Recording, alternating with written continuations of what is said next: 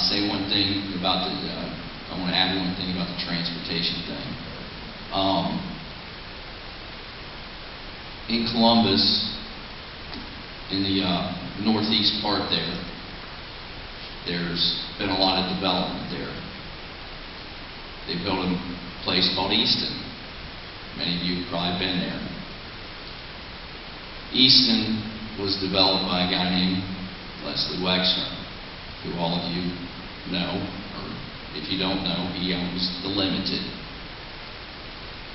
He went to the city and he said, "Are you going to help me out and do this?" And they said no. So he said, "Fine, just get out of my way, give me permission. I will rebuild 270 and make it happen." Private enterprise is what we need to do. Well, why bring to Knox County?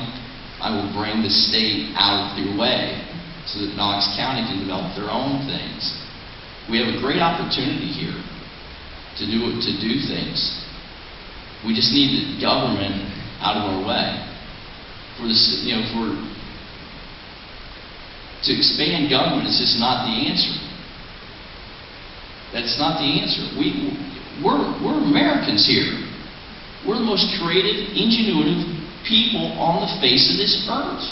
If we can't figure it out and solve it, there isn't anybody going to figure it out. And that's what we need to do. We need to straighten it up on our own. We need to work on it on our own. We don't need a government to tell us how. We don't need any of that kind of thing. And that's the biggest thing here, is that we need to just get government out of our way so we can develop and produce on our own. That's how we developed this country. That's how this country got started. That's what our founding fathers did. They looked at their jobs, they looked at their positions as elected officials as civic duties. George Washington could have been president for a very long time, but it wasn't a career.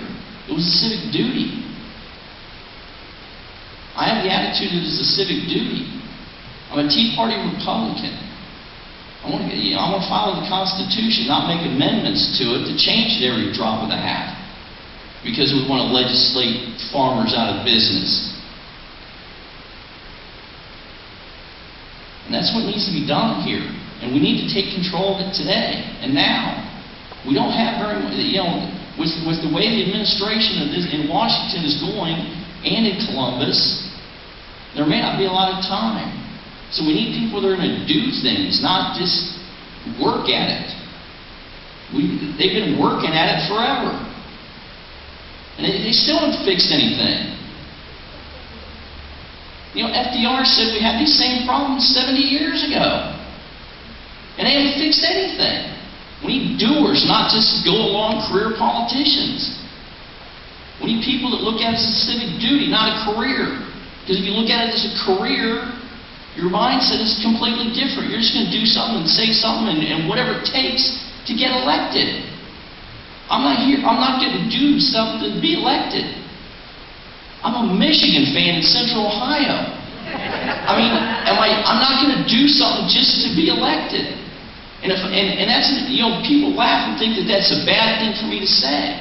But the thing is, though, is that if I'm going to hide that, what else am I going to hide? Am I going to hide the fact that am I going to hide $300,000 to start some farm bureau to straighten out the farms and to get rid of the bad eggs there? That's what I'll hide. But I'm not going to. I'm going to tell you I'm a Michigan fan. I'm going to stand here, the difference between me and my opponent here is real simple. I have convictions and beliefs. And I'm not going to hide them for anything. I'll tell you how I see it. You may not agree with me, and that's fine. I'm not asking people to agree with me 100% about anything. Matter of fact, if you did, I think there's something wrong with you. And this is what we need to do here. We need to fix our country. We need to have control back in the people's hands, not in the government's hands. That's not what made it the government's hands. Having control in the government's hands is not what made our country great. Having control in the people's hands is what made our country great. the freedom to be able to do and produce on our own. That's what made us great. And that price is not free. But we need to do it. And we need to pay the price to be free, to be able to produce and generate on our own. Thank you.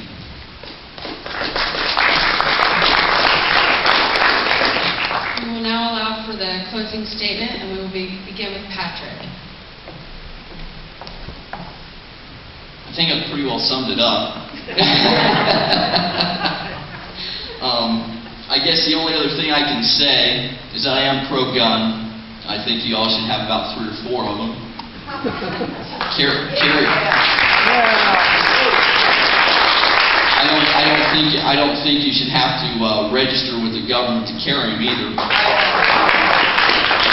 The only reason you register anything, the only reason they want you to register your weapons with them in the first place is so they know who to come to first to take them away. Hitler invaded Austria. How he did it was he got rid of the weapons first, and no one was going to show resistance. So we need to, so we need to not, we need to not have this register your weapons, and everybody should have a few and know how to take care of them and use them very well. I grew up in a little town in Columbus, Ohio, down in south of Columbus, Ohio. It was a little farm town. As long as the guns weren't loaded, they sat in the back of the classroom during deer season. I am a pro-life person. I have been pro-life forever. I have not changed whatsoever. Life starts at conception and ends at natural death. That's where life is. There's never been a question as to where I think life should be. And we need to protect it at all costs, whatever it takes. And there's never been a question with me as to my position on that.